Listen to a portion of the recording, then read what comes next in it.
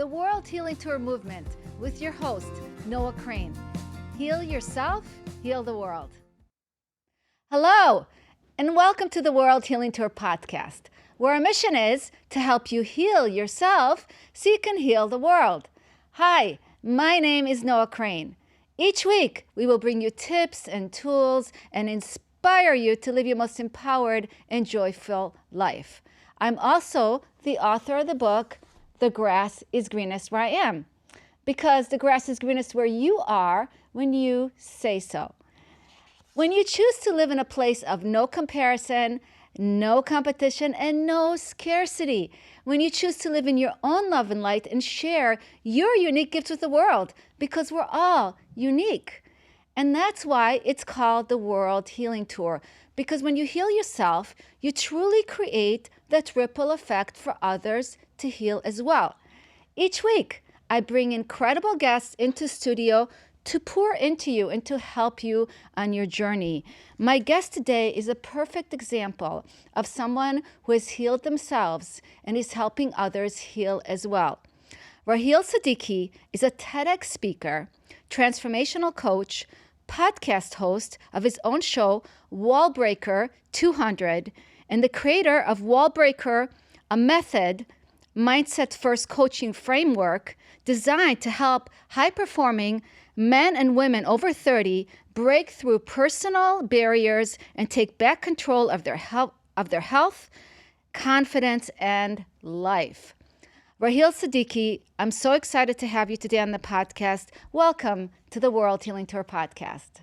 Hey, Noah, thank you so much for having me. And as always, so excited, so fired up to be here. That's my catch line for my show, but I really am extra fired up and excited to be here on your show. So thank you so much for having me.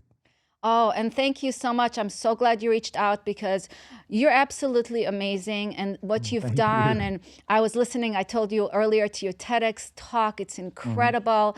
It's so inspirational. And, you know, I love the visual of breaking through a wall, right? I love that visual that you give people because we all have all these barriers and things in our way. And there's so much magic and incredible things on the other side. When was it when you realized that you're actually dealing with a wall? Because it's such a great visual for people to be able to look at, because it's very tangible.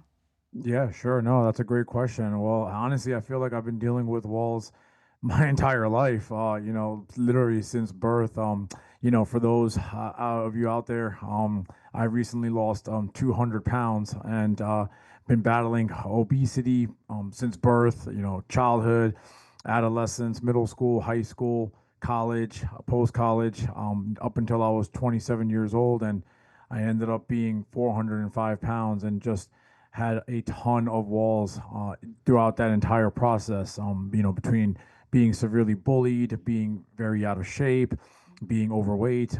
Overweight has its own natural mental health, complications, but also especially physical health complications. So just so many walls that I was trying to, break down per se during those times. But I feel like, when a sudden instant in my life really helped me kind of jumpstart, give me that confidence, or at least give me that eye opener to really understand and truly get that first belief that, any wall can be broken. So, any wall can be broken. I can't stress that more than enough. Yeah, I love that mindset. And so let's go take you back a little bit to being 405 pounds. First of all, how did you get there? And what did it feel like to be there? Yeah, sure. That's a great question. I feel like, again, starting from just birth, childhood, eating, and then also, I think just not having self-awareness, right? And this is one aspect that I'm trying to help others out there, people that I'm coaching with and people that I'm speaking with. Emotional eating definitely took a toll on me. It's, being compared to friends, being compared to family members, my own siblings, for example, like they grew up tall and thin, quote unquote, per se, but I was the odd child out, first and foremost, and then just picking up poor eating habits along the way, and the weight just kept piling up. And getting into high school and then college and then post college, I would be so depressed because I felt like there was no end in sight. And then I would use the food as a coping mechanism. I would use food as a drug per se, because I am somebody that has never gone down that route in my entire life with, drugs or anything like that. God forbid. But food was the ultimate drug for me. I would Mm. always go to it. I mean, eating secretly in my car, not letting people know that I was battling, these depression issues that I was going with. And one day, my father, on a Saturday afternoon, he was a pharmacist, he was a healthcare professional, and I was 27 years old. And he saw me one day coming down the stairs, and he was like, "Man, like, we got to go get you checked out." And that's when I hit my absolute peak of 405 pounds. And adding to your question, it was definitely the darkest times of my life, very dark. And literally, it felt like the Great Wall of China. Like, this is one Mm. wall I don't think I can ever break. I And mean, how old were you at that time? I was 27 years old at that time. Okay, so what was it like keeping that secret of being an emotional eater? Yeah, no, it was hard. It was definitely hard because, the problem was I was bullied so much. And because I was bullied so much, I would secretly eat in my car or on my own. And then if I got invited to places like events, I mean, I'm a very social person. I grew up in a social area in the DMV where I am now, DC, Maryland, Virginia. For those of you out there, that's what we call it. Mm. But I would not eat in front of people because every time I ate in front of somebody, I mean, here come the jokes, the mean jokes, the bullying jokes. So I would eat on my own really bad, unhealthy foods like fast food, douse it down as fast as I could, and then I would go to attend the party and I was full, but I was really empty inside emotionally because I was living in this darkness of, oh my God, like I'm just damaging my body and nobody knows about it. And I'm so afraid to eat in front of people because the second I would pick up my plate, all the fat jokes would come and they would really start tearing me down. Yeah, and So that it was had to be really hard. so hurtful, right? To have people judging you when you pick up a Yep. plate of food, and hmm it had to be like so hard on you, and it was like something you. Did you feel like very alone at that time as well? Oh yeah, all alone for Mm. sure. I mean, I felt like it was just me against the world, and I felt like Mm. literally, like as I was saying before, like the biggest wall ever, or like when you're in that hole and you just can't climb out of it, you're just digging it deeper and deeper, and it was very dark times, man. Like the darkest of times. I can't imagine ever going back there ever again. God willing, we never go back there ever again. I'm sure you won't because you're in such a different mindset. So you had to really hmm shift your mindset to be able to start shifting your life. And that's Yes. what I love so much because I mean, listening to your TED Talk, you have broken through so many walls, but everything took something. Yes. Within your, and at one point it took your dad to support you. At one time it took your wife to support you. Like hmm there's always, so how important have you found having people to support you on what you're up to and not keeping it a big secret? Yeah, for sure. No, it's been great. It's definitely been life changing. And that's one piece of advice I tell people is, hey, don't be ashamed of whatever situation that you are in your life.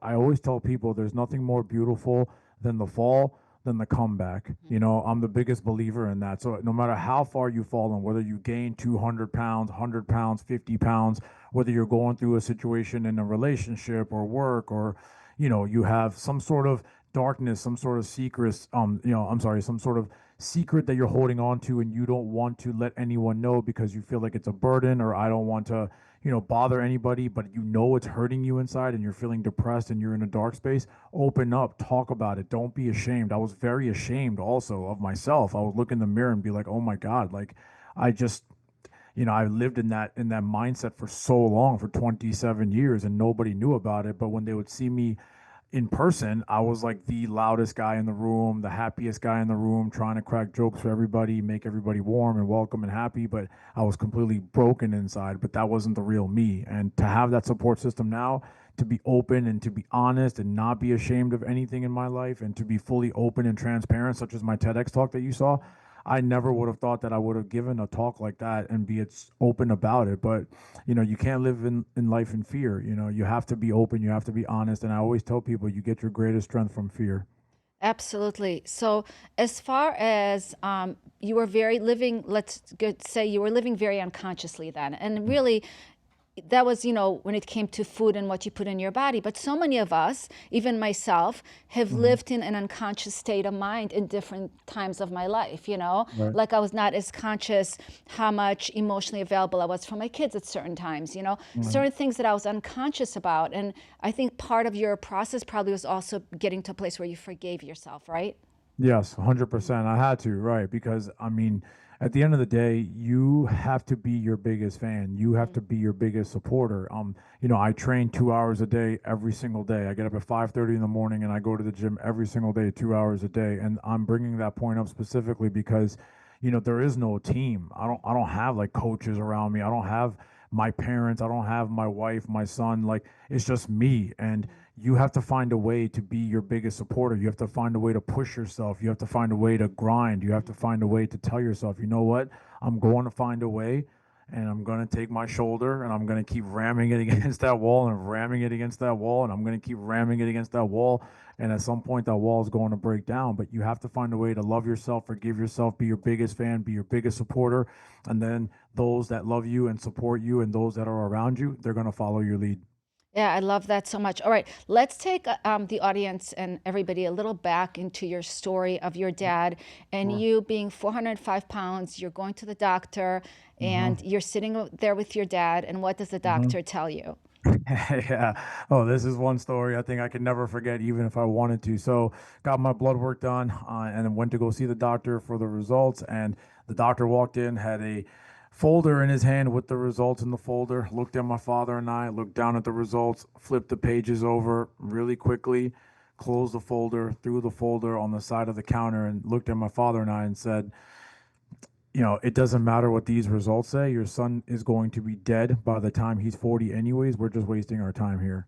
And that was it. And as I mentioned before, I was like, man, okay, that's definitely a 0-star review for you, Doc.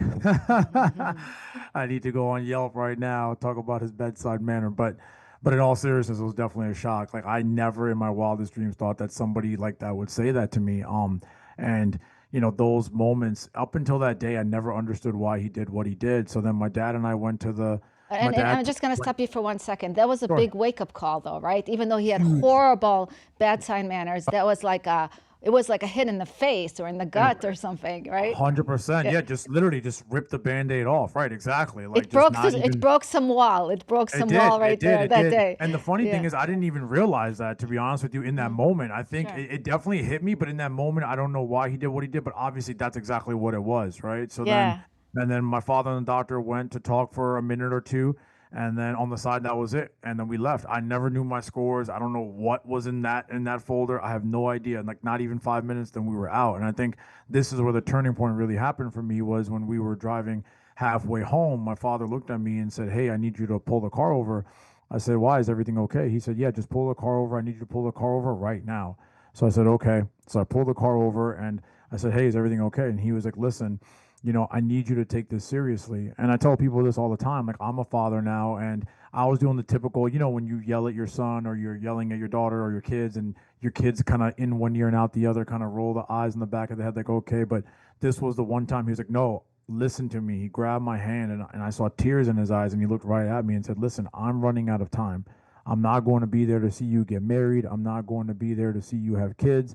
You need to take this seriously. You're still young. You still have time. And we are not going home until you promise me you are going to correct this, fix this problem, and, get back on a health journey and take care of your life." And for the first time in my life, that was the first time I looked at him like just grasping for air, probably his last chance to, get through to his youngest son. And, he was battling a lot of health issues at that time, my dad was, a lot. So I think in that moment he just was like, "Look, man, it's just do or die," literally at that moment. So I said, "Okay, Dad, I promise I'm going to take care of this. I promise I'm going to try." Were And you so we ended when you up driving said to home. your dad that day that you promised you'll do it, were you already giving your word? Were you ready or were you not ready at that time? Or you just like wanted to just please him in that moment? Yeah, no, that's a good question. Honestly, no, I think I truly was ready because I did try. I went home and I thought about it that whole night, and I was like, wow, for a father to say to a son, "I am running out of time. I'm not going to be there to see you get married. I'm not going to be there to see you have kids," and tell you dead in the face. I just feel like that line is forever going to stick with me because, as you know, he called it like he saw it. So in that moment, yes, I mean, for sure, that definitely was a wake up call. And then off we went. And then I was off to the races to keep trying. And I still tried and failed for a long time, up So how until, how did it start? um, How did it start your yeah, weight loss journey? So what was the yeah, first step you started to take for after you sure. had that conversation with your dad? For sure, yeah. So I started on my own. I mean, I was literally just going to the field down the street from my house, try to do some exercises. But then I quit. My local college had a track, try to do some workouts there. I quit. I even joined a local gym down the street from my house. Did it for 2 months. I barely went. I went maybe twice a week, and then it dwindled down to one day a week, and then I quit. And so that was now we're going on from January 2010 up until May 2010, and then in May 2010 the real big turning point was one of my closest friends.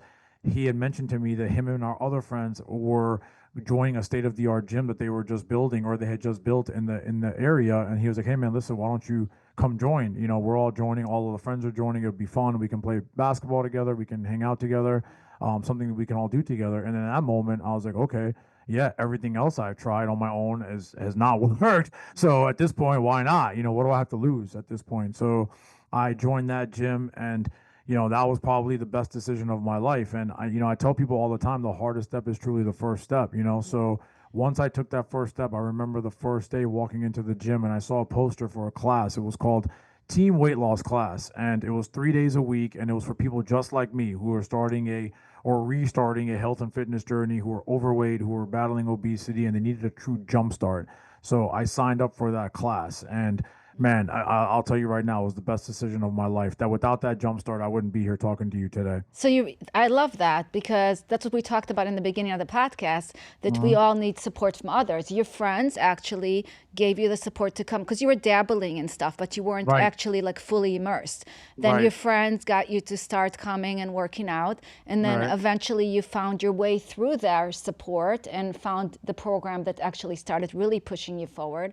I mean, that's really powerful. Yeah, no, I appreciate it. Thank you. Yeah, no, I mean, it was great. And especially it was 3 days a week. I'll never forget it. I remember the first day of class, and, this part of the story is not in my TEDx talk, but I would love to share with everyone really quickly. I just remember the very first day of team weight loss class that the trainer said, "Okay, guys, here's what we got to do. Welcome to the class. First step, everybody needs to go on the scale and you have to say your name and announce your weight." And I was like, "Oh God." And then I looked at her and I was like, "Mel, please don't make me do this." But this is the best part of this story right here. I remember her looking at me and she said, "Raheel," and I had tears in my eyes. I said, "Please don't make me do this." And she said, "Raheel, I know you're sad. I know you're hurt. And I know you probably hate me, but I promise you, when you get to the other side of this journey and when it's over," she's like, "you're going to love telling this part of the story." She was like, "I'm looking at you and I see that." So and it's the best part because So I'm like, wow. you had to be vulnerable. Yeah, I had to be vulnerable. Yeah, so I had to go up there and announce to everybody, "My name is Raheel Siddiqui, and I weigh 405 pounds." And I remember everyone looking at me like, "Whoa." And even that was tough. So I finished the class, and then I remember just crying in the car, crying on the way home, and even that night in bed, I was going to quit again. I was like, "Man, I don't want to do this. I want to quit again." Like this, that was so embarrassing. I was so ashamed. I'm broken inside, but I made a promise to my dad, and there was that little voice in my head that said, "Hey, man, you got to get up. Got to get up." I tell people all the time, man, it's like in boxing, right? There's a reason why they give you a 10 count. You don't have to get up at 5. You can get up at 9, though. You can get up at 9 seconds, right? Still not 10. And that's exactly how I felt. I had 9 seconds when the referee counting, and I got up before 10. And I went back to class, and, it was the best decision of my life. And then we had weekly weigh-ins in the first week. And I think the real shift, Noah, is if I can share this really quickly, was when we had a weekly weigh-in. I just did the class for the first 3 days, and I remember the trainer said, "Hey, weekly weigh-in, Raheel, you actually lost 5 pounds." I said, "Okay, wow." I was like, "That's pretty nice." I'm like, I've never seen any result like that. So in my head, I'm like, well, what if I just come every single day, 7 days a week, take the team weight loss class, and then come on my own and just do some treadmill work, cardio work, etc. So then my second weekly weigh-in, I remember the trainer looked at me. I looked at him, different trainer, filling in that day. And I'm like, "Look, man, like you're kind of scaring me. Is it good or bad?" Because he was like looking at me in shock. And then he was like, "No, dude." He was like, "You lost 17 pounds this week." And I was like, "Wow, are you serious?" And he was like, "Yeah." And for the first time in my life, I looked at myself and I was like, wow, I can do this. Like, you can do this. And if anyone out there is listening, no matter what you're going through, man, you can do this. Like, you can be that person on the mat that gets knocked out. But you know what? You have 10 seconds to get up. There's a reason why the referee counts 10 seconds. Get up at 9 seconds and you can find a way, you can find your way back, right? No matter how big the wall is, you can find a way to knock it down. Just stick with it. So from then, that's when I was off to the races. And then from May 2010 to May 2011, I became an absolute beast and I lost my first 150 pounds. And it was crazy. I That's mean, like, it amazing. was So it took you a awesome. whole year to lose 150 pounds. Yes. That's Yep. amazing. That's a lot of weight. So Thank how, you. so besides working out, I'm sure you also had to change your diet and Yep. lifestyle. Was the way you were brought up at home, were you guys Hmm. eating a lot of junk food? Did your parents teach you about healthy eating, or is it something you had to Yeah. teach yourself? No, it's funny. So, my parents, so I'm at from like a, Pakistani descent. So I ate a lot of ethnic food. And, my parents weren't really like, they never ate junk food like that. I mean, we were just a normal family. We had normal food in the house. We didn't like have an overabundance of junk food. Did we have like kid stuff? Like obviously you're gonna have like cookies here and snacks like that here for school, but not like that because again, I have two older siblings and they were the complete opposite of me. They grew up tall and thin their entire lives and never had any weight issues. My parents didn't. It was just me. And I think the problem with me is also it's the addiction of when it comes to food, it was everything all into one. Like if I got bored in front of the TV, I just wanted to go eat something. If my friends wanted to go out to dinner, and even if I wasn't, or even if I was kind of full, I would just go and I would just eat because I wanted to be social. So I was like, let me just eat. And I didn't have any self-awareness. I didn't really understand the process of, what kind of relationship do people need to have with food to live a normal and happy and healthy lifestyle because honestly I just didn't care and I just didn't have any self-awareness and then once the weight kept piling on I just felt like everybody they accepted me for who I was. And I'm not saying that was a good thing. It was just like, hey man, like this guy is the overweight funny guy and that's just who I was. And I felt like once everyone else thought that put that label, that stigma on me, then I believed it myself. But that was wrong because at the end of the day, I was very unhealthy and I was getting worse by the minute, by the second. And my father was the biggest driving force. Like, did my siblings and my mom, did they help talk to me? Sure. But my dad was the one who was really the driving force because I was also a farm tech with him in college. He was a pharmacist. I was a pharmacy technician with him in college. And we would have patients come and obesity patients come and he would talk to them. He would always be in my ear, like, hey, listen, man, like I don't want you to be on medications like this. And I want you to take care of your health. It's the most important part of your life. And Yeah, it seemed like in my ear, your father really cared about your well-being. he did, without a doubt. I mean, everything. I tell people all the time, he saved my life. Without him, I wouldn't be here, hands down. Isn't that what parents are supposed to do? Yeah, But yeah. yeah, he definitely did an amazing job. Thank You have you. an I amazing appreciate dad. it. So Thank you. let's talk. So now you're 150 pounds lighter, Yeah. and your life is changing. Hmm. So let's talk about what happened next. You're 150 pound Yeah. lighter. Do you get a girlfriend? What happens next? Uh, no, I mean, but it was nice though. I mean, the pool was definitely opening, before it became a small pond and then became a big pool. So I feel like, just my confidence, right? Just talking to girls and having that confidence, that swagger. And I'm like, oh my God, like, well, life is looking great. And my health was rolling. Saw the same doctor and he was like, man, I couldn't be more proud of you. So I was on my way. I felt like nothing was stopping me. But then unfortunately, as they say in life, sometimes you got to take one step forward and two steps backward. So that July 2011, we went for a family wedding in Connecticut, and my father was there, and his health obviously took a really severe turn for the worse. The night of the reception in the hotel room, his liver ended up completely blowing out in the hotel bed, and he ended up dying right in my hands, completely just knocked out like cold, like. It Wow. was one of the most traumatic experiences of my life. Yeah, my brother was there, my mom, our whole family was there, and I think adding salt on the wound was it was his nephew, my first cousin, so his whole side of the family was there. Like his sisters were there, his brothers were there, So right there in the so reception, he passed away. in the hotel room. So the Oh reception was wow. downstairs where where we were staying. We were in the hotel getting ready. I had my room, Wow. and then my parents had their room. My brother and his wife had their room. So I just remember, I was like, let me come check on them and see what's going on. And I remember he had like a just wouldn't stop, had like a shock to him. And I remember holding him up, and then my brother came in, my mom came in, and then he just started throwing up, and he just completely just went unconscious, and he ended up just like literally just dying like right in my hands. Wow. I was clutched like right in my hands. Yeah, so I'm There like must have been a lot of trauma. lot of trauma, a lot of Yeah. trauma. I mean, I still remember like it was yesterday. And then, adding salt on another wound is that was in Connecticut. Then we had to go back to Baltimore where we lived for the funeral. And the day of the funeral, which was the very next day, I bend over to pick up his casket. I stand up and I hear a pop in my back, and I pop my L3, L4 herniated disc in my back, and it had shooting pain down my leg the day of my dad's funeral. And I couldn't tell anybody because it was my dad's funeral. Like I didn't want to bring any attention to that. So I was in excruciating pain that whole day, emotionally and physically. So you want to talk about walls, Noah? I mean, I'm telling you, man, they were coming up, man, coming up like no tomorrow. So yeah, so that was tough. I think that was tough. It's still tough. I still miss him. I still think about him every day. I mean, no matter what has happened, just how everything transpired, it's still tough to deal with. But obviously, gotten better, grown a lot. Have my family, my own family now.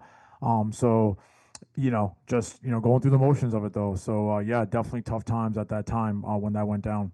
Yeah, but I'm sure your dad was so proud of you before he passed, knowing that you were actually in a much better place, Hmm. physically, and that you were going to live. So I feel like Yeah. he made sure that you are on a good track, and that's amazing. And Thank you. he must be watching over you and so proud of who you are. No, thank you so much. It means a lot to me. Yeah, I hope so. I hope so. Yeah, for sure. Because I mean, and I think that's the battle that I was dealing with, right? It's like, once he left, then what's next? So I mean, it's like, where do we go from here, per se? That was kind of like the question, the mindset after that. Yeah, and so here you are dealing with some lower back issues, right? You Hmm. said, and you're in a lot of pain. So what did you do to heal that part? Yeah, so I think that was the toughest part. So, honestly, to be fully honest and transparent, that was tough. Like I felt like the fire that I had inside of me was nearly burned out. I just did a bunch of treatments. I never really got surgery done because I always heard like these horror stories of surgery. And then also mentally, I just wasn't in the right space, right? My father just died, and I felt like I did this for him. So once he died, I felt like my mind was like, okay, well, he's gone now. What do I have left to prove? What am I doing this for? So then, I mean, here we go. Then, like, I was still working out, but I was in excruciating pain. I'd work out one day, I'd skip a few days, and then, rinse and repeat. And then by now, we're going to fast forward until, from 2011 to 2016 is when I got married. But up until that point, I mean, I had gained nearly half of the weight back. I mean, I was, because of the fact of I lost the fire in my gut, and then also I never got the injury fixed. I would take like, medications, physical therapy, rehab, etc., like band-aids, right? These were all band-aids, but they never fixed the problem. I needed to fix the problem. So I postponed it, and then I got married in So 2016. let's talk about Um, how you met your wife.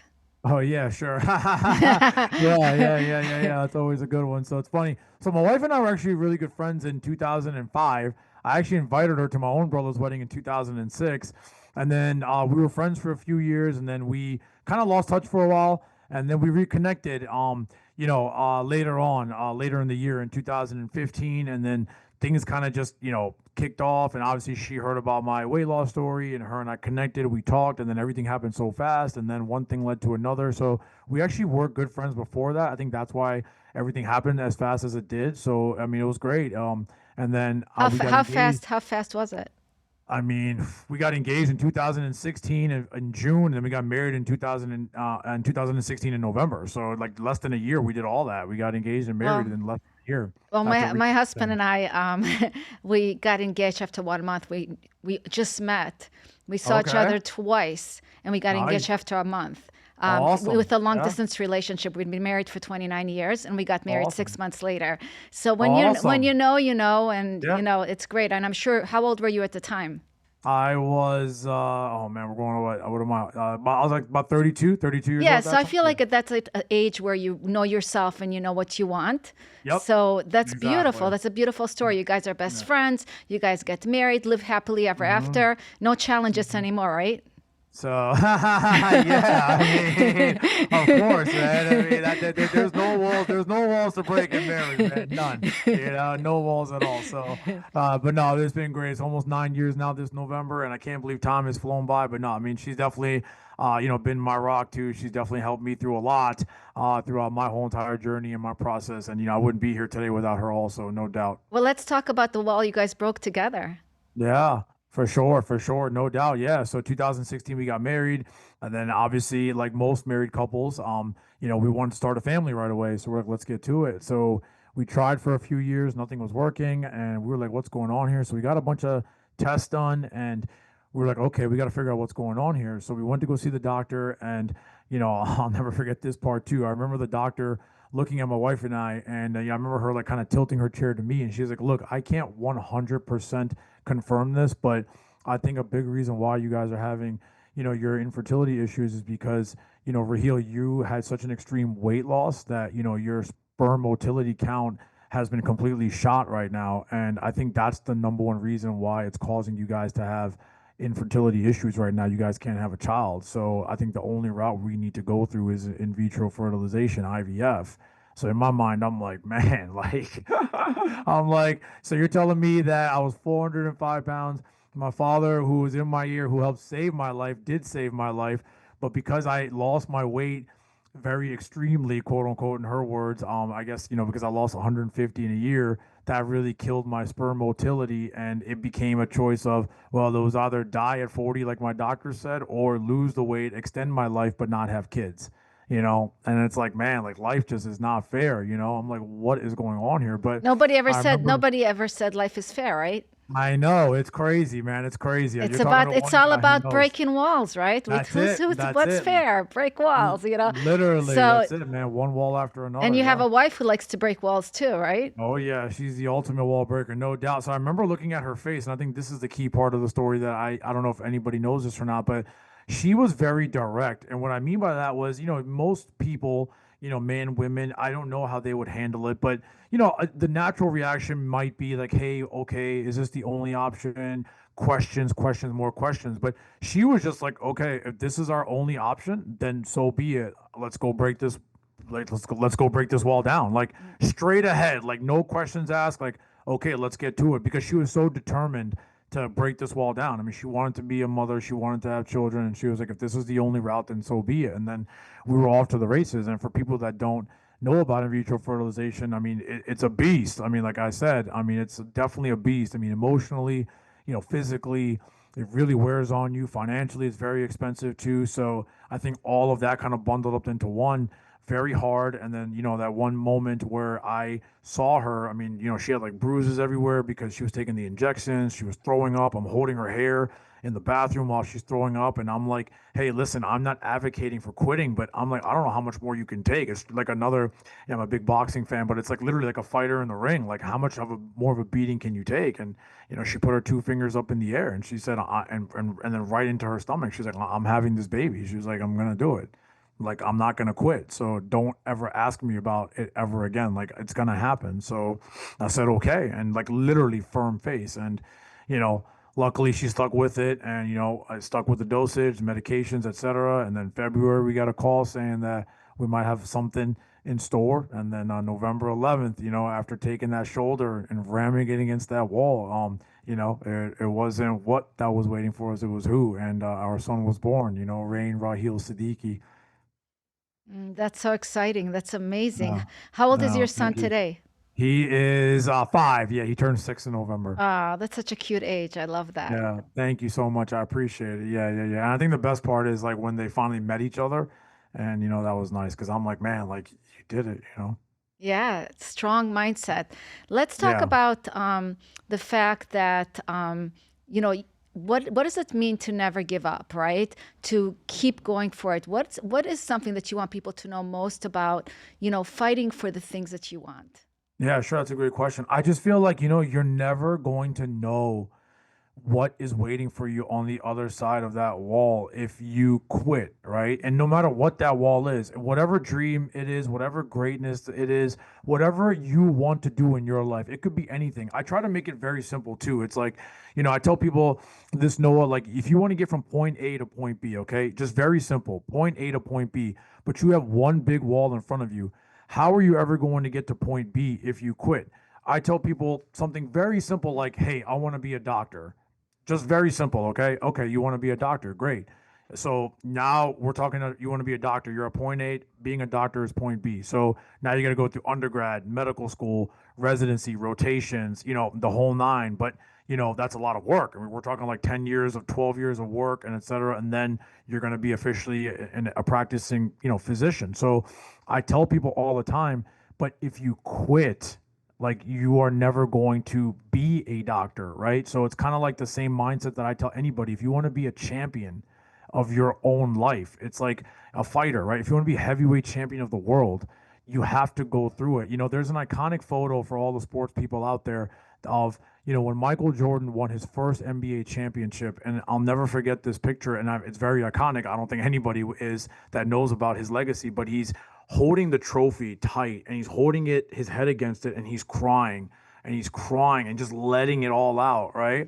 And it's like, well, why is he doing that? And as I got older in life, it's because he would talk about, man, like I took 7 years of a beating. I could never get out of the first round. I was always compared to Larry Bird and Magic Johnson. Michael Jordan's great, but he's never going to be Magic Johnson or Larry Bird, or he's never going to be a winner. He's a great scorer. He's not a winner. He's a great individual player, but he's not a leader.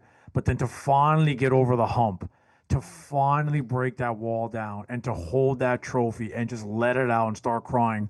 I mean, it is the greatest feeling known to man. So I guess the final message that I want to leave all of you out there, it's, I know it's hard. Okay. You're talking to a guy that didn't go through hell, man. I burned in it. Okay. I know what it's like, but I promise you those experiences, those moments, I wouldn't change it for the world, because I feel like in life you have to learn how to take the beating of your life, because those are truly the calluses that you need, right? To give you that toughness, to give you that strength, to keep moving forward, right? It's like what Rocky Balboa said, how much can you take and keep moving forward? You cannot stop somebody with an unstoppable mindset. I promise you that. Like, you can do it. You're talking to a guy who lost 150 pounds, gained more than half of it back, and then I was able to shred all of that off and then some, and I'm down 200 pounds. The doctor told me I'd be dead by 40, and I'm 42 years old. I'm in the greatest shape of my life. The doctor told me we couldn't have kids, and I have my son who's beautiful and who's 5 years old. And, my wife and I, we did it, and I actually give her all the credit. She did it. So any wall in your life is meant to be broken. I promise you, man, just don't stop. Don't stop. Don't stop. If you hear it in my voice, it can be done. Absolutely. It's unfortunate that so many people quit on themselves, or they don't take the actions that it takes to get there. What would you say to those Hmm. people that, because I know from listening to your TED Talk that you used to quit on yourself a lot. Oh yeah, ultimate Where did quitter. you think that came from, that ultimate quitting mindset? Yeah, for sure. I think it was also the acceptance, right? Mhm. It was the acceptance of, you know what? Everyone thinks, I mean, let's just call it what it is. Everyone thought I was a loser. I was an overweight Mhm. loser that would just be bullied and picked on all the time. And they saw the acceptance, and then I accepted it, Mhm. right? And then I think that's how the quitting started. Well, it's like, well, you know what? I accept defeat. I mean, that's probably as plain and simple as I can make it. I got defeated and I accept it. And then now my response is no, don't accept defeat. You can take scars, you can take losses, you can take beatings in the ring, you can lose fights, you can lose battles, but you can find a way. I tell people all the time, Rocky didn't win in part one, but he won in part two, right? I mean, he found a way to come back from it. Nobody thought that he could do what he could do. And I give another great example, a real life example, and I think this is really going to hit home.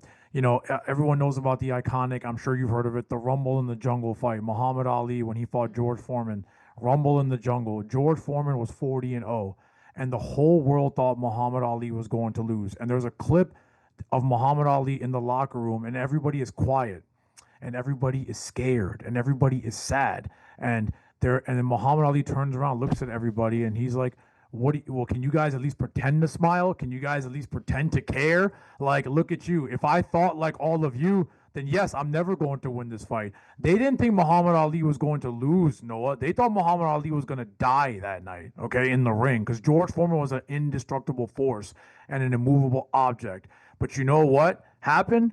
It's the fact of you doubted the greatest boxer to ever put on gloves, and don't ever doubt me again. Round 7, the rope-a-dope happened, right? George Foreman exhausted himself, and there's a clip in the documentary, or the George Foreman documentary. I'm getting chills talking about this, where he's exhausting himself.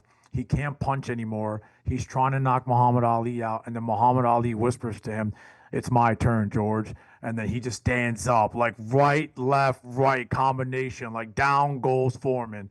Here is the world heavyweight champion, Muhammad Ali, heavyweight champion of the world. And what did he say to everybody? Don't you ever doubt me again. You doubted the greatest ever. And that's exactly the mindset. You should have that mindset of, you know what, whoever your opponent is, whatever your opponent is, pretend like that's George Foreman, 40-0.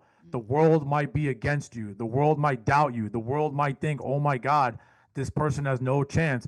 Go think about Muhammad Ali. Pretend that you are the greatest, because that can be you. That should be you in your story. Put that in your own mind, in your own heart. Like, yes, I am the Muhammad Ali of my own story. That's how I feel. I didn't lose 200 pounds by luck. You know, I earned every little bit of it because I truly feel like I am Muhammad Ali. For those people out there that would always make fun of me and tell me I couldn't do it, my response to them is, don't ever doubt me again. Like, don't ever doubt me again. And I think that's the best message I can leave all of you out there. Yeah, it's so empowering. It's incredible. So, what an amazing story. What great Thank examples you. that you're giving here to the audience Thank you. to learn more from, how we can our mindset can be so strong. And even, if you don't win the fight, the fact Uh-huh. that you fought, right? That you got in the Mhm. ring, that's the win in itself. Wouldn't you agree Oh, with that? oh, 100%, without a doubt. Yeah, because to have a true warrior mentality, you have to know what it's going to take. You have to know what it's made of, right? A real warrior, a real person who wants to win or succeed, guess what? You're not going to win and succeed, but you won't ever have a chance to win or succeed if you quit. You have to find a way to step in the ring. You have to find a way to put yourself out there. You have to live and take a chance. How will you know? You're never going to be great. How would Muhammad Ali have beaten the undisputed, undefeated heavyweight champion of the world if he never even tried? Right? I mean, that's what made Muhammad Ali who he was. That was the magic of him, was the fact of, okay, let me show you guys, right? And that was one of his iconic lines, right? I'll show you how great I am. Actions speak louder than words, Noah. And like, that's the one thing I always tell people. It's like, don't tell me, man, just show me. And I think that's like that chip that I have on my shoulder. It's like, you know what, dude? Like, I'm not just somebody that's going to tell you.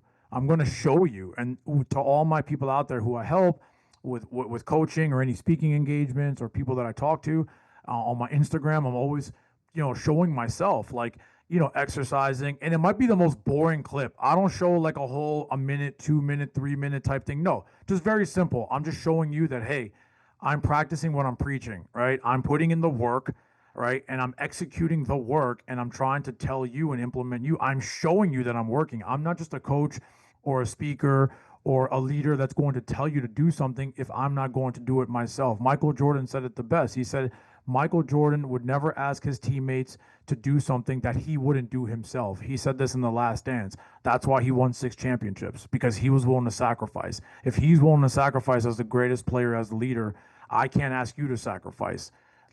Actions speak louder than words. Absolutely. Very well said. So today, Thank how do you you. help people today in their lives? How do you coach them? How do you mentor them? How do you get them to have that strong mindset that they can Yeah. do anything? Yeah, for sure. No, that's a great question. So, a few outlets. I do a lot of motivational speaking engagements. I have my Wallbreaker Method coaching program where I sit down, I do one-on-one coaching, I talk, I really digress the problem. What is going on? Why are we having this wall in front of us, or however many walls in front of us? What can we do to knock it down? And also, it's going to take work, right? I tell people all the time, the plan is easy, but the work isn't. But if you put the work in, I promise you, I will help you break down any single wall that stands in front of your way. So I literally am all in. I'm the type of guy, I'm 100 miles an hour, not zero. So I really try to help coach, teach, lead, speak about resilience, about mindset, about shifting your mindset to truly understanding that how you view a problem, Noah, it's, you know what? Okay, I have a problem. And instead of quitting or feeling down or feeling sad, how do we look at this problem? How do we fix the problem? How do we take this wall and not run away from it and go straight through it? So that's exactly the type of style, the strategy, the lessons that I speak on, coach on, lead on for all of you out there. I love that. And every problem has a solution, right? Without a doubt, it is 100%. It's just all about your mindset, how you look at it, right? You can sit there and run away and cry and feel scared or feel sorry for yourself and be the ultimate quitter. Guess what? I was all of the above, and I was an expert.